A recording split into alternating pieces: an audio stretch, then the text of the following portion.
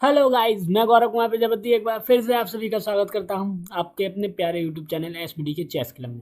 जैसा कि आप सभी जानते हैं, हमारे एंड गेम की सीरीज चल रही है जिसमें हम सबसे पहला टॉपिक पॉन एंड गेम को कवर कर रहे हैं। और आपको बता दूं, आज जो हमारा टॉपिक स्टार्ट होने वाला है पॉन एंड गेम में ही एक न्यू टॉपिक है। इसे कहते हैं माइंड स्क्वायर। की स्क्वायर, करस्पॉन्डिंग स्क्वायर्स, ये सब हम पढ़ चुके हैं। आज हम पढ़ेंगे माइंड स्क्वायर के बारे में। तो टॉपिक स्टार्ट करने से पहले आप सभी से यही कहना चाहूँगा, अगर आप चैनल पे नए हैं या पुराने हैं और अपने अब तक आपने चैनल को सब्सक्राइब नहीं किया है तो चैनल को सब्सक्राइब कीजिए, वीडियो को लाइक कीजिए और ज़्यादा से ज़्यादा अपने दोस्तों साथियों को शेयर भी कीजिए। तो आइए, बिना देर करते हुए हम अपना पॉन पॉन एंड गेम की इस माइंड स्क्वायर वाले चैप्टर को, टॉपिक को कवर करते हैं। तो जब हम माइंड स्क्वायर को पढ़ते हैं तो सबसे पहले हमें ये जानना जरूरी होता है कि माइंड स्क्वायर होता क्या है, माइंड स्क्वायर की डेफिनेशन क्या है। तो मैं आपको बता दूं कि माइंड स्क्वायर की जो डेफिनेशन है वो यह है कि व्हाइट या ब्लैक में से कोई सा भी किंग अगर अपने माइंड स्क्वायर में कदम रखता है तो वह गेम को हार जाएगा। ठीक है ना। इस ये होता है। अब हम पहचानेंगे कैसे कि माइंड स्क्वायर है कौन सा। तो माइंड स्क्वायर दो तरीके से होते हैं। एक पहला तरीका हम इस वाली पजल में देखेंगे। तो इस वाली पजल में हम समझेंगे कि व्हाइट का माइंड स्क्वायर कौन सा है और ब्लैक का माइंड स्क्वायर कौन सा है। तो देखिए, सिंपल सा है। माइंड स्क्वायर होता कौन सा है, अगर पॉन आजू बाजू में हो, एक दूसरे के अगल बगल में बैठे हो, अपोनेंट के पॉन और आपका पॉन एक दूसरे के आजू बाजू में बैठा हो, तो देखिए माइंड स्क्वायर कौन से होंगे। तो जस्ट अपोनेंट के पॉन के आगे वाला स्क्वायर व्हाइट का माइंड स्क्वायर होगा। ठीक है ना।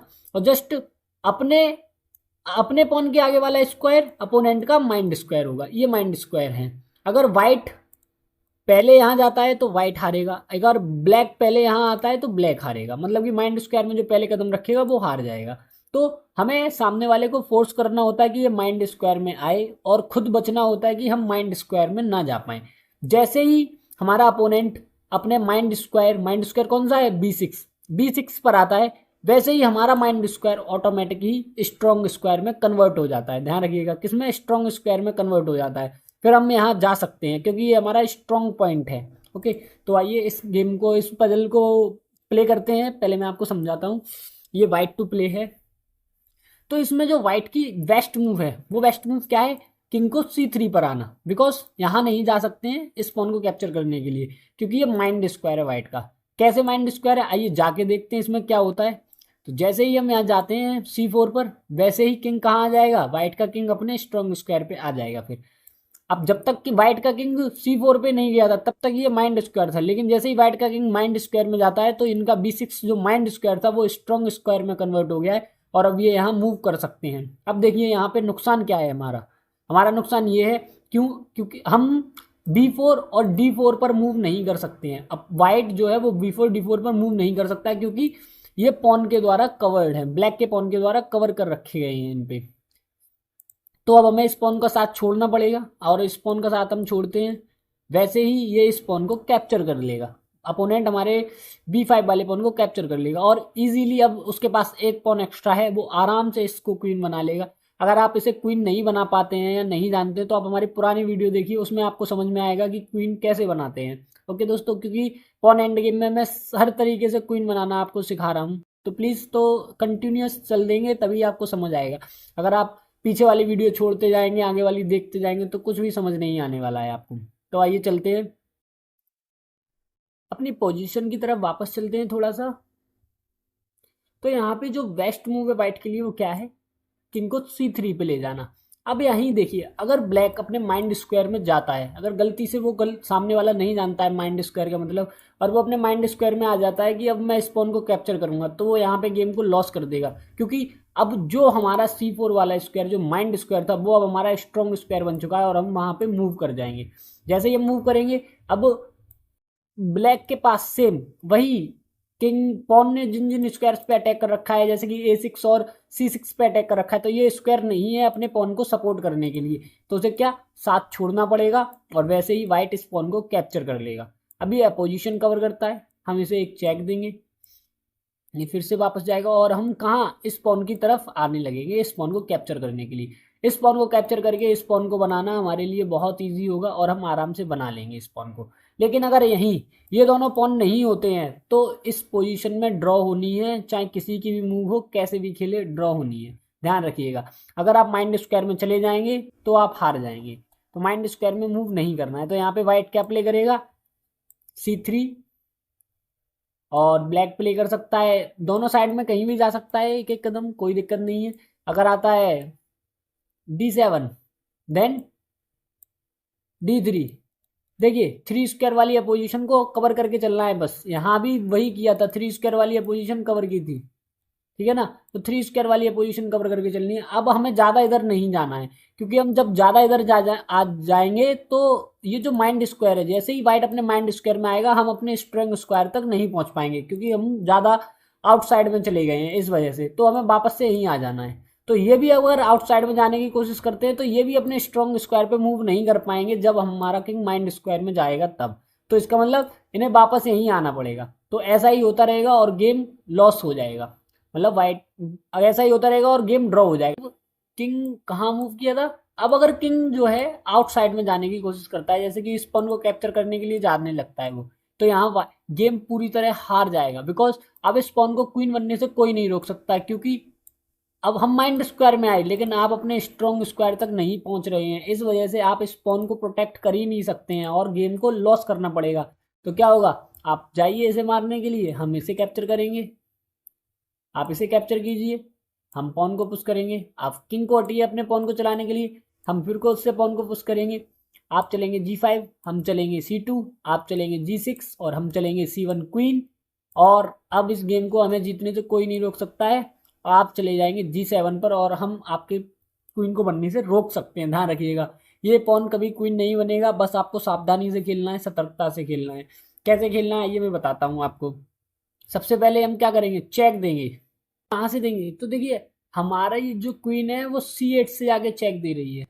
चेक कहाँ से देंगे, तो हमारी जो क्वीन है वो कहाँ C8 से चेक दे रही है। देखिए सीधा सीधा चेक पड़ रहा है किंग के ऊपर, इन्हें किंग को चलना पड़ेगा। ये किंग को आगे मूव करेंगे क्योंकि इन्हें पॉन को क्वीन बनाना है, और हम जहाँ क्वीन बन रही है जाके G8 पे वहीं अपनी क्वीन को लाके बिठा देंगे। और फिर अब इनका किंग ही बचा है, ये किंग को कहीं भी मूव करें हमें कोई फर्क नहीं पड़ता, हम अपने किंग को पास लाना स्टार्ट कर देंगे और आराम से गेम को जीत जाएंगे, विन कर जाएंगे। आई थिंक आपको समझ आ गया होगा कि हमें कैसे इस गेम को विन करना है अगर माइंड स्क्वायर में जाते हैं। तो पोजीशन पे वापस चलते हैं। अब यहाँ पे बस वही है कि हमें इस माइंड स्क्वायर में नहीं जाना है और ना ही अपने माइंड स्क्वायर से दूर जाना है। तो जब हम ऐसे ही घूमते रहेंगे तो क्या होगा, ड्रॉ हो जाएगा भाई, सीधी सीधी बात है। आप जीत ही नहीं सकते हैं, ऐसे ही घूमते रहिए इधर उधर और ड्रॉ हो जाएगा गेम। तो आइए अब चलते हैं अपने सेकंड माइंड स्क्वायर की तरफ कि सेकंड जो दूसरी तरीके से माइंड स्क्वायर होते हैं वो कैसे होते हैं। ये हमारी सेकंड पोजीशन। सेकंड पोजीशन में क्या है कि पॉन एक दूसरे के आमने सामने हैं, मतलब एक दूसरे के सामने खड़े हुए हैं, एक दूसरे को रोक कर खड़े हुए हैं। तो इसमें माइंड स्क्वायर कौन से होते हैं, तो इसमें जो माइंड स्क्वायर की पहचान होती है वो यह होती है किंग के साइड का वो स्क्वायर जिस पर स्वयं के किंग का सपोर्ट हो या अटैक हो, वही स्क्वायर हमारे लिए माइंड स्क्वायर है, ठीक है ना। जैसे कि ब्लैक का माइंड स्क्वायर है C5 और व्हाइट का माइंड स्क्वायर है E6। ध्यान रखिएगा, क्योंकि इन पे दोनों पे क्या है, इन्होंने खुद के पॉन ने सपोर्ट कर रखा है। क्या इनके खुद के ही पॉन ने सपोर्ट कर रखा है, या फिर आप ये भी कह सकते हैं कि अटैक कर रखा है। तो ऐसी पोजीशन जब भी कभी बनेगी या आपके द्वारा बनाई जाएगी तब तब वो विन करेगा जिसकी मूव होगी। अगर ब्लैक की मूव होगी तो ब्लैक विन करेगा, व्हाइट की मूव होगी तो व्हाइट विन करेगा।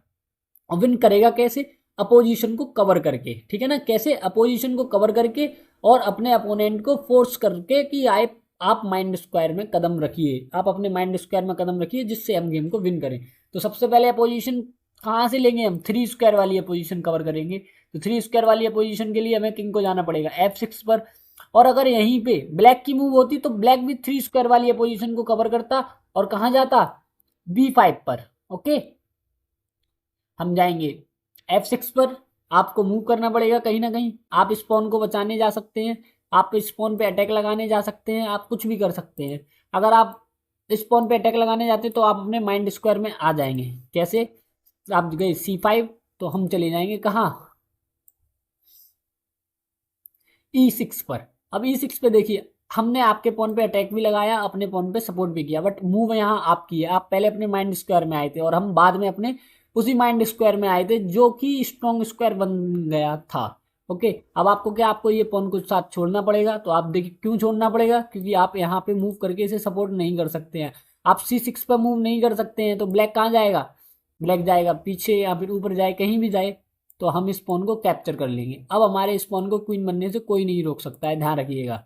हमारे इस पॉन को क्वीन बनने से कोई नहीं रोक सकता है और हम इसे इजीली क्वीन बनाकर ब्लैक की मेट कर देंगे इस तरीके से। तो कोशिश क्या रहेगी, जब ये मूव किया F6, वो अब चाहते हैं कि हम यहाँ नहीं जा रहे हैं, ये माइंड स्क्वायर है, हम यहाँ मूव नहीं कर रहे हैं, तो आप कहाँ जाएंगे, आप आप ये सोचे कि मैं B5 पे आ जाऊं या फिर B7 पे चला जाऊं, तो भी आप हारेंगे। आप चले गए B7 पे, ठीक है, मान लिया आप B7 पे चले गए, तो हम कहाँ गए, हम आ जाएंगे अपने इस पॉन पे अटैक लगा दिया। भाई हमने अटैक लगा दिया डायरेक्टली, अपोजिशन को छोड़ दिया हमने, आप अपने पॉन को बचाइए। क्यों, हम चाहते हैं कि आप यहाँ आए, बट ये क्या हुआ, अपने माइंड स्क्वायर से दूर चले गए। मैंने क्या कहा था, माइंड स्क्वायर के अंदर भी नहीं जाना है और माइंड स्क्वायर से दूर भी नहीं जाना है, बट ब्लैक क्या माइंड स्क्वायर से दूर चले गए, तो अब ये क्या हार जाएंगे गेम को। ये कहाँ जाएंगे, पॉन को सपोर्ट करेंगे C7 से, और फिर अब माइंड स्क्वायर से तो दूर है, तो ये हम अपने माइंड स्क्वायर में जा सकते हैं। जब हमारा अपोनेंट खुद के माइंड स्क्वायर से दूर है तो हम अपने माइंड स्क्वायर में कदम रख सकते हैं, में कोई हानि नहीं होगी, लाभ ही लाभ होगा, ध्यान रखिएगा। तो अब क्या, अब ये यहाँ से आके सपोर्ट तो कर नहीं सकते हैं क्योंकि जो C6 वाला स्क्वायर है वो ऑलरेडी वाइट के पॉन ने प्रोटेक्ट कर रखा है, तो इन्हें हटना पड़ेगा। ये नीचे की साइड हटते हैं, हम कैप्चर करेंगे पॉन को, ये अपोजिशन लेंगे। अब देखिए यहाँ अपोजिशन रूल भी वर्क नहीं कर रहा है ठीक से, क्योंकि मैं आपको पहले ही पढ़ा चुका हूँ। ध्यान रखिएगा, जब पॉन हमारा D5 स्क्वायर पे या फिर इन 5 वाली रैंकिंग में कहीं भी होता है तो अपोजिशन रूल वर्क नहीं करता है, ध्यान रखिए। अब हम कहाँ हटेंगे, हम हटेंगे C6 पर, ये फिर से अपोजिशन लेंगे C8 से, हम करेंगे पॉन पुश, ये आएंगे फिर से D8 पर, हम करेंगे फिर से पॉन पुश। अब इनके लिए ये स्क्वायर खाली है क्योंकि इन दोनों पे तो पॉन ने कब्जा कर लिया है, बट E7 वाला स्क्वायर खाली है तो इन्हें E7 पे आना पड़ेगा। और जैसे ही ये E7 पे आएंगे हम C7 पे जाके D8 वाले स्क्वायर को प्रोटेक्ट करके अपनी क्वीन को बनाएंगे और इजीली गेम को विन कर लेंगे। अगर यहीं पे आपकी वाइट होते, आपके ब्लैक होते तो ब्लैक विन करता, आपके वाइट है तो वाइट विन करेगा, मतलब कि जिसकी मूव है वही विन करेगा इस पोजीशन में। इस बात को सदैव ध्यान रखिएगा जब भी ऐसी पोजीशन बनती है। अब ये पोजीशन इन स्क्वायर्स पे होते पॉन, ये किंग यहाँ होता, ये वाला किंग एक एक स्टेप राइट साइड में होता, तब भी सेम यही होता, हर चीज में यही कंडीशन बनती, कोई दिक्कत वाली बात नहीं थी, जिसकी मूव है वही जीतेगा। ओके दोस्तों, आई थिंक आज इतना ही रखते हैं। आप इस गेम को एक बार फिर से देखिएगा, अपने चेस बोर्ड पे चला के देखिएगा, बना के देखिए कि कैसे हम इसको मूव कर सकते हैं, कैसे खेल सकते हैं, क्या क्या कर सकते हैं। तो आई थिंक आपको समझ आया होगा। अगर आपको समझ आया है तो चैनल को सब्सक्राइब कीजिए, वीडियो को लाइक कीजिए और अपने दोस्तों साथियों को शेयर भी कीजिए यार, और वीडियो को लाइक ज़रूर कीजिएगा, ठीक है। इसी के साथ हम आपसे अलविदा लेना चाहते हैं, मिलते हैं नेक्स्ट वीडियो में और अच्छी अच्छी पजल के द्वारा समझेंगे पॉन एंड गेम को। और आपको तब तक के लिए गुड बाय, थैंक यू।